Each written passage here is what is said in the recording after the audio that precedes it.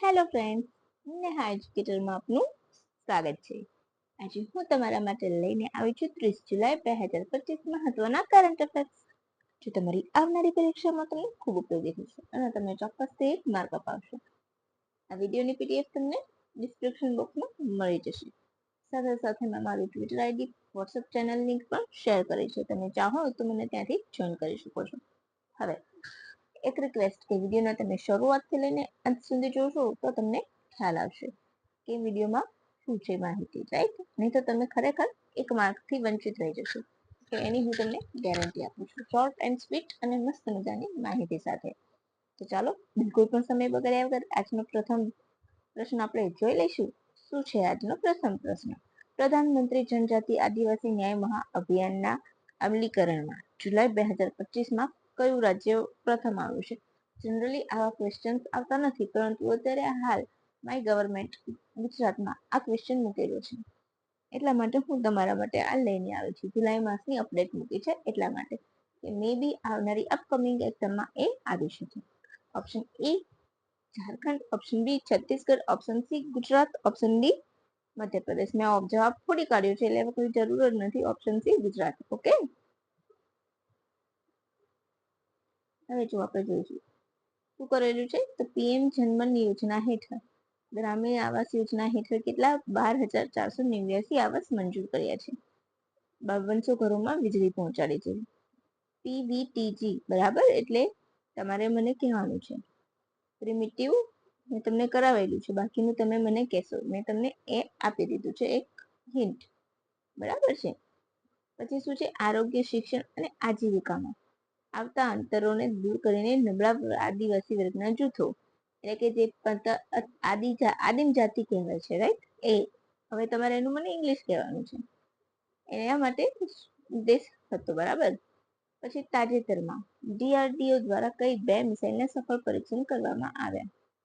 Option A અગ્નિ 5, option B અસ્ત્ર, option C રહી ગયું છે, અહીંયા લખવાનું હતું એ અને બી લખવાનું હતું. Option D Pralay. બોલો, તમને પ્રશ્ન જો ગૂંચવાડો ભર્યો છે કે તાજેતરમાં ડીઆરડીઓ દ્વારા કઈ 2 મિસાઇલના સફળ પરીક્ષણ કરવામાં આવ્યા છે, તો તમે કન્ફ્યુઝ તો થઈ જ જશો, રાઈટ? હવે કન્ફ્યુઝન દૂર કરીશું આપણે તમારું. શું આવશે આપણો જવાબ? બોલો.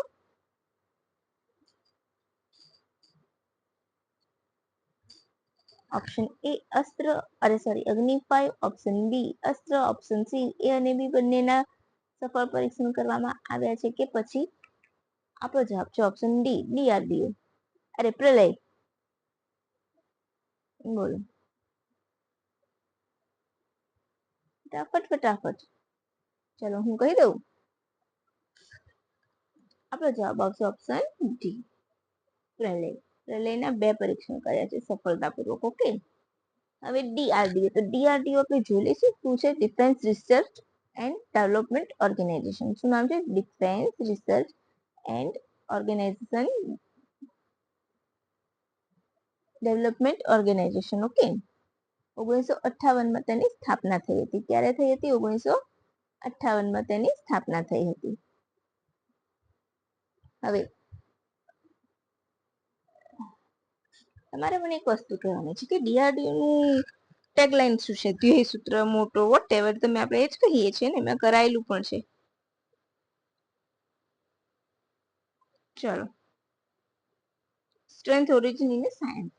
એનું સૂત્ર શું છે? સ્ટ્રેન્થ, ઓરિજિન ઇન સાયન્સ, ને સંસ્કૃતમાં બલસ્ય મૂલમ વિજ્ઞાન. એમ મેં તમને કહી દીધું છે, અને મેં તમને પહેલા પણ કહ્યું છે કે ઘણી વખત પેપર સેટર વિવિધ આપણા ઓર્ગેનાઇઝેશન અને જે એના મોટો છે એ પૂછે છે. સિવાય કે જોશો તો ક્યાંક ને ક્યાંક સિંગલ ક્વેશ્ચન મળે, અને હવે સિનારીઓ બદલાયો છે.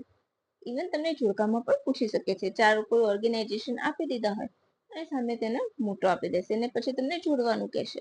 તો તમારે એ માહિતી જોઈતી તો તમારે મારા વિડીયોને જોવો પડશે, રાઈટ? ચાલો, જે મેં પ્રીવિયસ મૂકેલો છે, બરાબર, વિવિધ ઓર્ગેનાઇઝેશન અને તેના ધ્યેય સૂત્ર હેઠળ.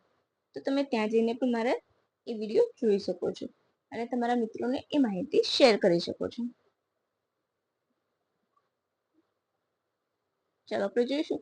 28 થી 29 જુલાઈ કરવામાં આવ્યું. ક્યાં? તો એપીજે કલામ ટાપુ પર. એનું વ્હીલર નામ હતું, બરાબર, ઓડિશાના. પ્રલય મિસાઇલના સતત 2 પરીક્ષણ કર્યા હતા, બરાબર છે. હવે તમારે મને એક વસ્તુ કહેવાની છે.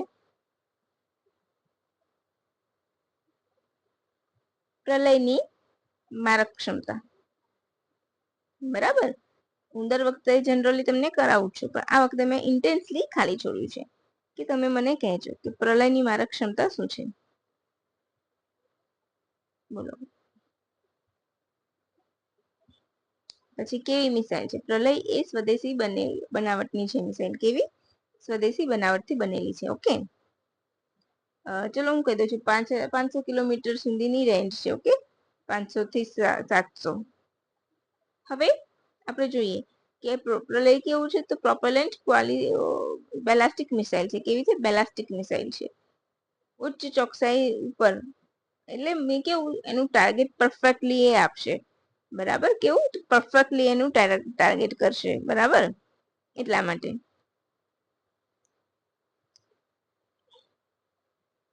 અને આ ટાપુનું જૂનું નામ શું હતું એ પણ તમે યાદ રાખજો, બરાબર. હવે આપણે આગળ વધીશું. Short range ballistic missile. કેવી કહેવાય છે? Short range ballistic missile. તો આપણે શું લખી શકીએ?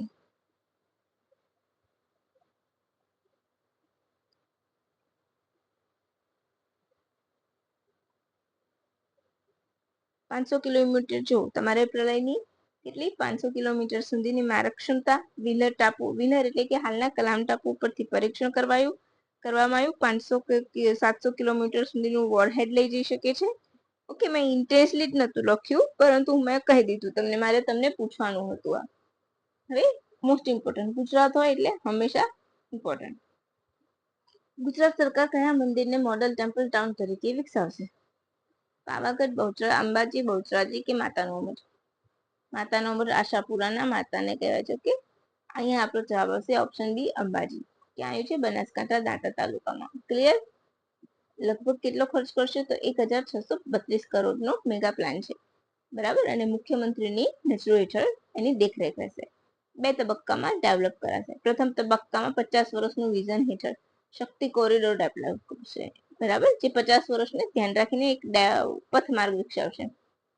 એમાં 950 કરોડનો ખર્ચ. પછી ગબ્બર, જ્યાં દેવી સતીનું હૃદય પડ્યું હતું અને વિશાળ યંત્ર સ્વરૂપે, માતાજીની મૂર્તિ નથી, વિશાળ યંત્ર સ્વરૂપે પૂજા થાય છે, એ પણ યાદ રાખજો. બંને સ્થાનનું એકીકરણ કરવાનું છે. ગબ્બર મંદિર અને માનસરોવરને જોડતા તેમજ યાત્રાને સુલભ બને તેવી આધુનિક ટેકનોલોજી વાપરવામાં આવશે. પ્રથમ જે તબક્કો છે તો મંદિરનું વિસ્તરણ થશે. મંદિર તરફ અંડરપાસ બનાવવામાં આવશે. આગમન માટે મલ્ટી લેવલ પાર્કિંગ સેવા સુવિધા આપવામાં આવશે. બધું એના પ્રથમ તબક્કામાં ડેવલપ થશે. બીજા તબક્કામાં 682 કરોડનો ખર્ચ કરવામાં આવશે, બરાબર. પછી બોલ્ડ કુરુક્ષેત્ર યુદ્ધ અભ્યાસ ભારત અને કયા દેશ વચ્ચે યોજાય છે? આ બધા યુદ્ધ અભ્યાસ તમારે મને નીચે પેર બનાવીને કહેવાના છે. મેં તમને બહુ જ કરાયા છે. બોલો.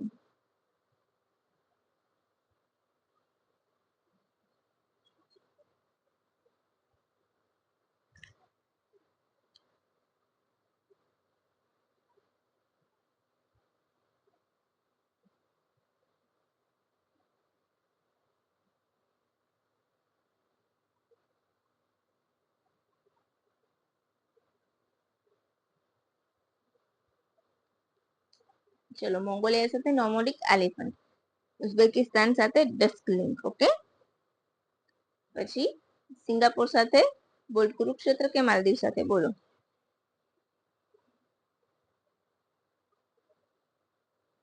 તો અહીં આપણો જવાબ શું આવશે? ઓપ્શન સી, સિંગાપોર સાથે. ઓકે, બોલ્ડ કુરુક્ષેત્ર સિંગાપોર સાથે. હંમેશા એક્સરસાઇઝ વાર્ષિક હોય છે. એક દિવસ ભારતમાં યોજાય અને એક વર્ષે વિદેશમાં. અમુક દ્વિવાર્ષિક હોય, પણ એમાં પણ એ રીતના હોય છે, બરાબર. તો બોલ્ડ કુરુક્ષેત્ર કોની સાથે યોજાશે? સિંગાપોર સાથે. ઓકે, યાદ રાખજો. અને ક્યાં યોજાશે? બોલો.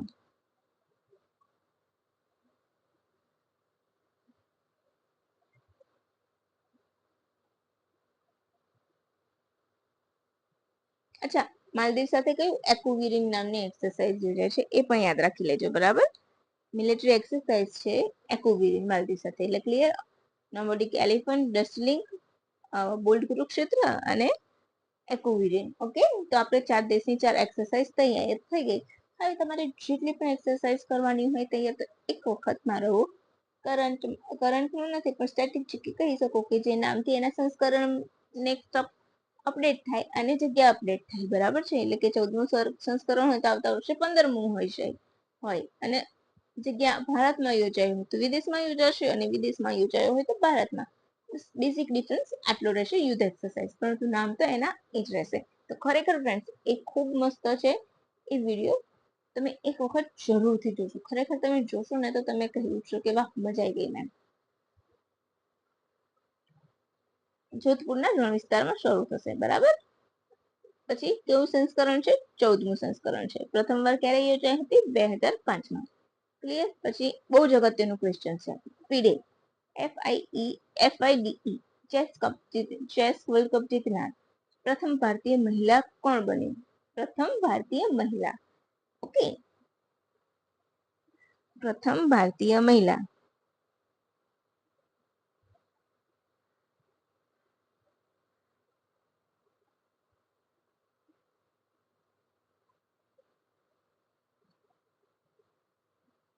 બોલો કોણ છે? અહીંયા નામ આપે છે બધા જ એ છે અને તમને ખ્યાલ જ હશે બહુ નામ આવ્યું છે.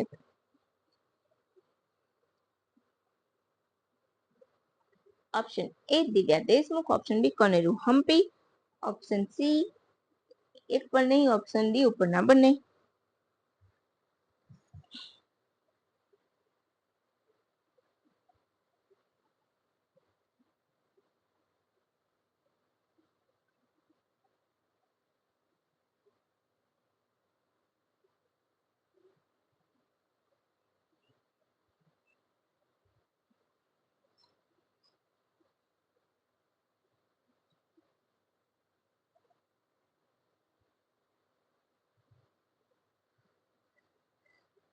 અહીં આપણો જવાબ આવશે, તમને મેં કહ્યું એમ, દિવ્યા દેશમુખ, બરાબર. એમણે ભારતના જ કોનેરુ હમ્પીને હરાવ્યા છે. હવે કોનેરુ હમ્પી પ્રથમ મહિલા ગ્રાન્ડ માસ્ટર તમે કહી શકો છો કે જે સૌથી નાની ઉંમરે બન્યા હતા.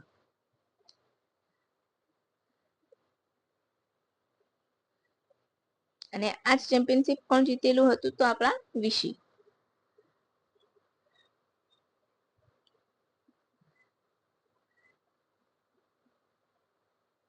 અને સૌથી વધારે ચેમ્પિયન પણ એ બનેલા છે, બરાબર. વિસી એટલે કે વિશ્વનાથ આનંદ.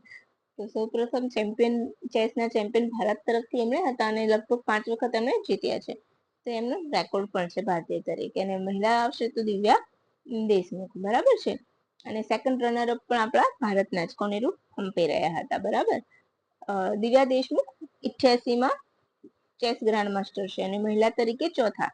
તો મહિલા તરીકે ચોથા છે તો પહેલા કોણ હતા? તો ઓફકોર્સ કોનેરુ હમ્પી, બરાબર. પછી કોણ હતા? દ્રોણાવલી. અને તેના પછી કોણ હતા? આર વૈશાલી. અને ત્યારબાદ દિવ્યા દેશમુખ. હવે તમને ક્વેશ્ચનમાં સિમ્પલ મૂકે છે, પરંતુ એક્ઝામમાં તમને એવી રીતે પૂછી શકે કે ભારતમાં મહિલા ચેસ ચેમ્પિયન માટે, ગ્રાન્ડ માસ્ટર માટે નીચેના વિધાનોને યોગ્ય ક્રમમાં ગોઠવો. તમને યોગ્ય ક્રમ આપેલો હશે આડો અવળો, અને પછી એને તમારે પહેલા તો છેલ્લા અથવા તો છેલ્લાથી પહેલા મૂકવાનું આવશે. તો તમને એ ત્યારે કામમાં આવશે, ખરું ને? હવે થોડાક ફેક્ટ્સ જોઈ લઈશું. ઓપરેશન મહાદેવ જમ્મુ કાશ્મીરમાં ભારતીય સેનાની ચિનાર કોર્પ્સ દ્વારા શરૂ કરવામાં આવ્યું હતું. પછી મકાઈનું છે મહીસાગર જિલ્લાની વાનગી છે, બરાબર. ઘણી વખત પેપર સેટર, જેમ કે એક વખત કેરીનું પૂછ્યું હતું, કોઈ કેરીની પ્રજાતિ પૂછી હતી કે કયા જિલ્લાની છે અને કોઈને નથી આવડી ત્યારે. તો ક્યારેક ક્યારેક આવું પૂછી લે, એટલે ગુજરાત ગવર્મેન્ટની સાઇટ જોતી હતી તો એમાંથી મને આ મળ્યું તો મેં જસ્ટ મૂકી દીધું કે ક્યારેક પૂછાઈ જાય તો તમને આવડે. પ્રોજેક્ટ દેવી ડાંગમાં પોલીસ દ્વારા શરૂ કરવામાં આવે છે, જે છોકરીઓને સ્ત્રીઓને ડાકણ બનાવવાની પ્રથા છે એની સામે સ્ટ્રોંગ એક્શન લેવા માટે, બરાબર છે.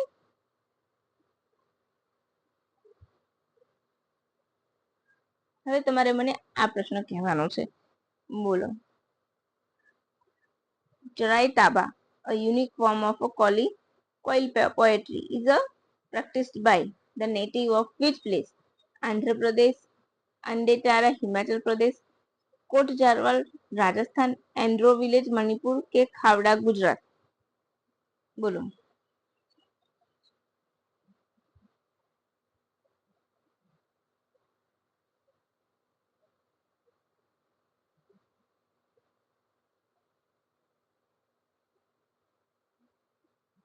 બોલો બોલો.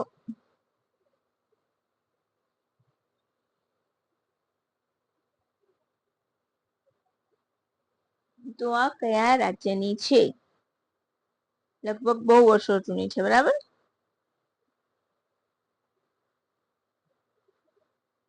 એ દુર્લભ મીઠીમાંથી બને છે. તો અહીં આપણો શું જવાબ આવશે?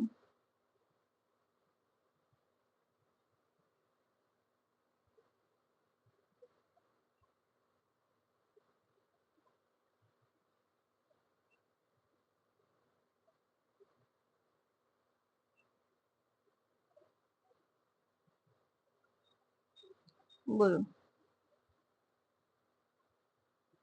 તમને ખ્યાલ તો હશે જ.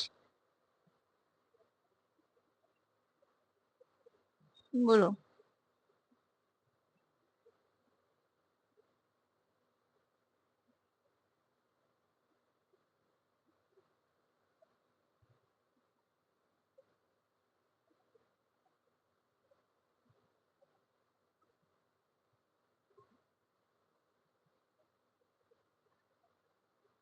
તમારી જ રાહ જોઈશ. થોડીક વાર પછી હું તમને આન્સર આપી દઈશ.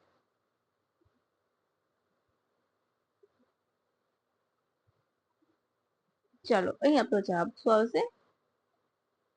મણિપુર. બરાબર. એન્ડ્રો વિલેજમાં મણિપુરમાં કરવામાં આવે છે. સ્પેશિયલ પ્રકારની માટીથી કરવામાં આવે છે. તો બસ ફ્રેન્ડ્સ, હવે આજ માટે આપણે આટલું રાખીશું અને પછી ફરીથી કાલે મળીશું. કાલે વિડીયોના નવા વિડીયો સાથે, નવી માહિતી સાથે. ત્યાં સુધી મને રજા આપશો. અને હા, હું તમને જરૂરથી એટલું કહીશ કે thank you for watching my video and have a good day friends. By.